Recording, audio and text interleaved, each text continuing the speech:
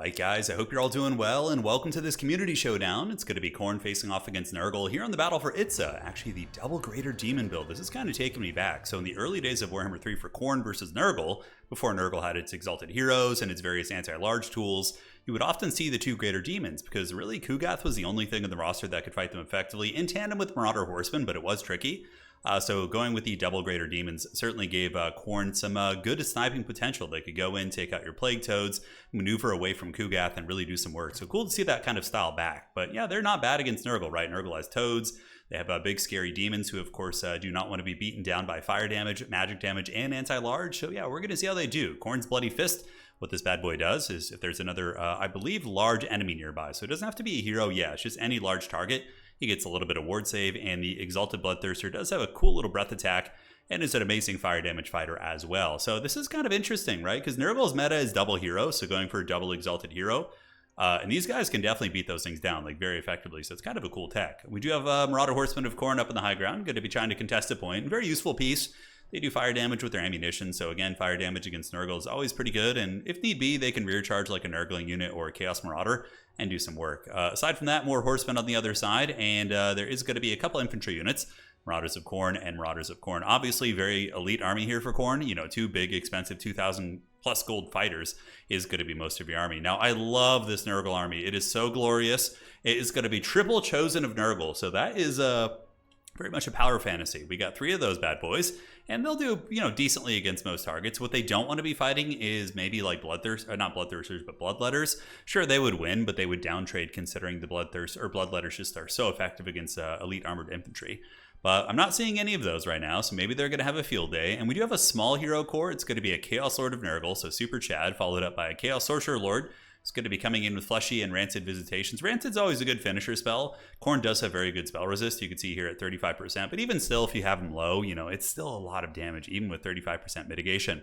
Toads and Nurglings, and that is going to be it for the Nurgle army. So this is a very, very off-meta build.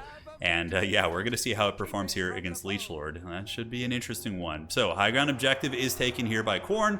And Objective 3 is taken by Korn as well, so Korn going to be taking the initiative here on the battlefield, and Nurgle wasting no time, popping a fat Rancid Visitations.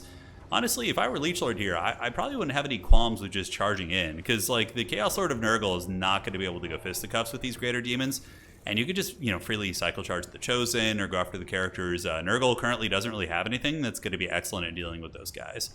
So on the side, we see a flank charge coming in. It looks like he wanted to charge, but he maybe changed his mind at the last second and pulled back there. And the two greater demons giving a lot of respect to these Nurgle characters, which I don't think they need to. Although you don't want to fight like in the middle of a pack of Chosen. That's like the one spot. They still bonk pretty hard. Chosen do have 50 weapon strength, so that could get a little bit dodgy, right? But the Korn player does know that and is going to be retreating away, while the Horsemen encircle, and Korn calls in more infantry, mainly Marauders and Marauders, so all trash units. And up on the high ground, we do have the Battletoads going after the Marauders with some Nurglings, and they will win that fight eventually against the Marauders, but with the throwing axes back here, they might be able to turn the tide of the fight. You can see they're melting one of the Toad units super quickly. You could also use them to circle around the back of the unit and get a nice charge in there. Now Nurgle's going to be calling out the Barons of the Bog. So Barons of the Bog, pretty good against greater demons. They do have the Wasting Sickness and other debuff abilities that will massively lower the weapon strength of the Korn units, down to 390 right now, you can see. So that's pretty weak, right? And that's going to give the Nurgle characters what they really need to maybe win that fight. So some of the Nurgle Chosen did get smashed up, but some of them do get in contact. But Nurgle's going to have to find a way to contest the other objectives. In the meantime, we do see the Khorne's Bloody Fist running away. Right now, he is going to be getting the ward save since there are large targets near him. I believe it's just like even a mounted character or like Battletoads will give that proc, so that's very strong. Leech Lord, realizing he doesn't want his Khorne's Bloody Fist to be taking any unnecessary damage, does kind of move over some of the Horsemen to get that throwing axe support in, but the Battletoads aren't going to be having any of that as the Barons of the Bog do move in and start hunting down these Marauder Horsemen, pushing them back. And the Nurgle Hero Core, the Exalted, not Exalted, no, it's just a regular Chaos Lord of Nurgle, which I don't believe has the best AP values, and a Chaos Sorcerer are going to be hunting down the big beastie. On the middle objective, to no one's surprise, the Chosen of Nurgle, annihilating the Marauders, and here we have 2 Chosen of Nurgle doing a little bit of work, but yeah, they're going to have to fan out here. Nurgle trying to call in some mobility, Marauder Horsemen of their own to try and contest the battlefield, and it looks like there is a bit of a plan now. As more Marauder Horsemen are called in, Nurgle seems to be making a bit of a ponderous move over towards Objective 3, while leaving a couple Chosen to anchor down this point. But this is precarious. The throwing axes will be very cost effective here against the Chosen. That's going to get a lot of HP off those bad boys. Maybe a bit of a mistake here by Leech Lord to send to the Marauders. I mean, the Marauders will do some okay damage with their bonus first infantry, but might as well expend all of your ammunition, maybe get like a full surround, call in a Greater Demon or something. But the Marauders are going to get massacred pretty badly. In the meantime, Khorne's Bloody Fist taking the work. Looks like he's down to about half health, and of course, I don't believe he has Gore Feast. No, he doesn't. I think Gore Feast would be a super cool ability on like Scarbrand and whatnot. Whereas like giving it to the Flying Exalted Bloodthirster, probably not necessary since he's like a flying character, but Scarbrand I think could use a little bit of sauce for sure. I mean, Kugath is super good, Kairos is super good, and Kari probably a little bit more on the niche side, but yeah, Scarbrand and Kari are kind of in a similar ballpark. I would even say that Scarbrand's maybe better, just because his Rampage mechanic is very, very strong. Objective 3, though, firmly owned by Khorne. The Marauders duking it out, and the 2 Greater Demons coming in and taking these Toads to Bonk Town. Despite the damage debuff, there's not enough damage coming out of the Nurgle side of things, so even still, it's going to be the Greater Demons getting their whips out and putting a righteous beating on the Barons of the Bog. Looking at the value, though, it's pretty close, which is not a good thing for Khorne. Granted, Khorne does have pretty good battlefield control here. The Marauder Horsemen did swarm on the Marauder Horsemen of Khorne, and we're able to route them back. Fury's being called in for the forces of the Blood God, as here the Chaos Lord of Nurgle and a Sorcerer trying to anchor the backfield. Middle objective firmly held by the Chosen. Chosen of Nurgle going to be running across to engage against the Marauders, and that could become a bit of an issue for Khorne. They don't really seem to have anything in the way of like good infantry quality. In this matchup, I'm always a big proponent of bringing some Bloodletters. Even Exalted Bloodletters are super good, because Exalted Bloodletters will pretty much dominate all Nurgle infantry. They'll beat the Exalted Plague Bearers, they'll beat down any of the Chosen units, and of course Nurgle doesn't really have the best tools for sniping elite infantry. Of course they do have Mortis Engines and a couple different spells and whatnot, but the Khorne Demons are fast. They can outmaneuver a character like Kugath, for example. So flying in are the big boys. Exalted Bloodthirster, the basic variant, is not an anti-large character. He is a generalist, and he does get some good impact damage on the Chosen. Fecundity going to be going down right now. And we do see Khorne's Bloody Fist once again being hunted by the Chad Chaos Lord of Nurgle. He's super cool. But I can't remember if you can put him on... I think you can put him on a Rot Beast, and I think that does give him AP. I can't quite remember. Something that would need to be checked, but he is able to anchor it pretty well. He does use Rot or Die, super cool. Melee damage reflection, as well as leadership. And this is a little bit scary for Khorne, because there's so many Chosen nearby, all of whom are getting the damage reflection. So that is a stat I haven't really tooled with too much. I'd be curious to test it out a little bit and see if that could actually have some viability in terms of like trades. But Khorne's Bloody Fist is certainly on death's door here, as the throwing axes do gather, and we do see a little bit of a skirmisher fight up here. 2 units of Nurgle Marauder Horsemen battling it out with the Khorne ones, as well as the Chaos Furies. Nurglings coming in on the flank here, going to be getting that poison damage onto the forces and pinning down some of the fleeing Khorne troopers. That's a nice engagement for old Nurgle there.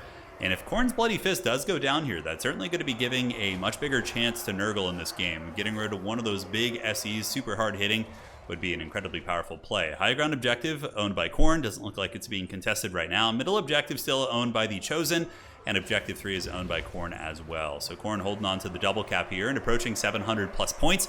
Beautiful breath attack right there. The Exalted Bloodthirster is a Walmart Dragon of sorts, so he was able to get a really nice breath attack and bunker bust his position, which is potentially going to be giving Khorne a big envelop, as they can call in these Furies and rear charge some of these very beat up Chosen. Maybe get a break there. But yeah, I would imagine really feeling the lack of good quality troopers right now. If there was like one Exalted Bloodletter, this game would probably be over, honestly. The Chosen units would be eviscerated at this point, and it would be a tricky pickle. Now, Khorne does call out some Chaos Knights. Chaos Knights of Khorne are not terrible in this matchup. They can run down, a multitude of the cheaper infantry units. Usually not super good against like the Armored Chaos Warriors or Chosen, but against like Plague Bearers, Nurglings, even against Battletoads, they'll actually annihilate the Plague Toads of Nurgle, and they do fire damage and hit incredibly hard. So I'm an enjoyer of the Chaos Knights. I think that they're pretty good, and it looks like they're going to maneuver over here. This point is owned by Khorne, but Nurgle's going for it, sending a couple of Nurglings over. And now this is where the Chaos Knights can really come into their own. This is going to be a super money engagement for them. So the Apocalyptic Charge is underway, getting in there. And talk about a very unfair matchup, as those little goblins are going to be getting punted by the fell horses of Khorne. And the Exalted Bloodthirster going to be lending his big whip and blade to the battle. Now Nurgle's going to be surging over to try and help out, but Nurgle's getting a little bit dicey on objectives. 850 right now. Middle objective owned by Nurgle still. Nothing really contesting the high ground. Khorne does have a couple chaff units here. One really good quality Nurgle infantry could probably wrestle this point over the period of a couple minutes, but they're going to need to hurry. I mean, you can't mess around for too long, because Khorne is, even though Nurgle is more of a faction that can anchor on an objective and be difficult to remove, Khorne is not weak. They're not like squishy. They're pretty durable units, honestly. So here we do see the Exalted Bloodthirster with the Chaos Knights getting a big surround, and this could be the game-changing moment here. We do see the Chaos Sword getting Rot or Die once again, which is super cool. Nurglings are anchoring the fight, but the Chaos Knights do help the Exalted Bloodthirster get a big surround. That Chaos Sword is showing, being shown by the Dark Gods that there are levels to this game here, as the Exalted Bloodthirster continues to put a righteous whooping down on that Chaos Lord. Rancid Visitation's going down here. Not a terrible cast, a decent target for sure, but I think that might be the straw that breaks the Plague God's back. We're going to have to see. The Chaos Lord is going to be fleeing the scene. Chaos Sorcerer, Lord of Nurgle. Chaos Sorcerer of Nurgle, not the Lord. The Lord, I think, is just way better than the Chaos Lord. The Chaos Lord is really cool, but the Sorcerer Lord on a Rot Beast is a really good fighter, and he has an item that gives him regeneration, the Crown of Everlasting Conquest. And then on top of that, you can just use your hero slots to bring characters that are honestly just objectively better than the Chaos Lord. That's been my experience. I play Nurgle in quite a few tournaments, and that usually is the way to go. So the Greater Demons now going to be doing some big bonking, or the Greater Demon. On the middle objective, we do see the Chosen of Khorne anchoring that down, or Nurgle.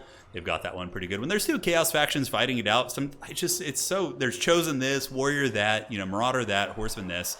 It gets a little bit wild to kind of keep track of things. But I don't really see a chance for Nurgle to come back. They do have the Chaos Sorcerer Lord here. Man, I would be surprised. The Chosen are doing good, mind you, but they're not going to be able to get everywhere. And as soon as they move away, they're probably going to be swarmed and or surrounded by some of the Khornate units. And here, the Exalted Bloodthirster, if he wants to, he's trying to push through Pestigorge right now, and they are getting a little bit of a beatdown on him. Is it the Poison and the Tears of Nurgle, slowing him down by 75%? That's actually really cool. But, yeah, Chaos Lord charging in, which is pretty chad. I mean, maybe, just maybe, if he gets like an overcasted Rancid Visitations and the RNG really favors him here, and with a little bit of healing, perhaps Fecundity, or of an overcasted Fleshy Abundance, Marauder Horseman might be able to turn the tide here. That would be super, super cool in terms of a comeback. We do see the Greater Demon of Korn running away now, so Korn sitting on his throne, shaking his head, ashamed of his son for running from combat, but, he's a tactical Bloodthirster.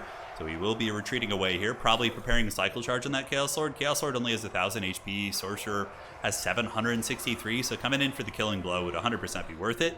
And he does move in and bonks that Chaos Lord on the head. 564, big old damage, 147, and that is going to be the end of the Chaos Lord. He had aspirations for ascending to Demonhood, but I think that just got put to rest by one of Khorne's mightiest champions, as he does beat down that Chaos Lord. Over here, we do see the Chaos Lord, Sorcerer of Nurgle, terrified, running for his life now. And as far as the objectives go, we do see a Chosen unit and a Nurgling unit move up here. The Chosen, would win this fight versus all these units, especially with a little bit of Nurgling support. But Khorne, what is their calling going to be? Are they going to call in something to try and salvage this situation? We'll have to see. I don't know. Maybe Nurgle can work a little something, but I don't think so. I think the Greater Demon, even with only 1,700 HP, would dominate the battle from here.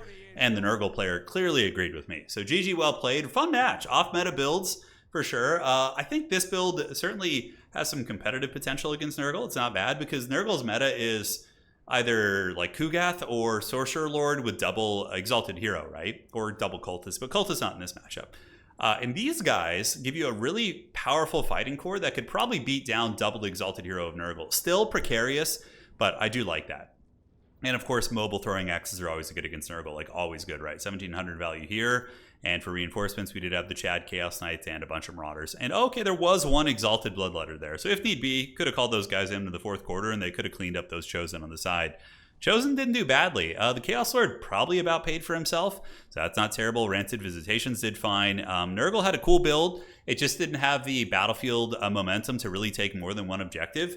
And, that isn't enough to get the job done on an Itza-style map. On a map where you have a home objective, for example, and you have to fight over a middle objective, so there's one really easy kind of slam dunk objective you could just like sit a Nurgling on and then push your elite blob to the middle. This build would have worked better, but in this case, he just got kind of pulled apart and had to move around to Khorne's favor. So GG, well played. Hopefully you guys enjoyed that one, and we will see you guys on the other side.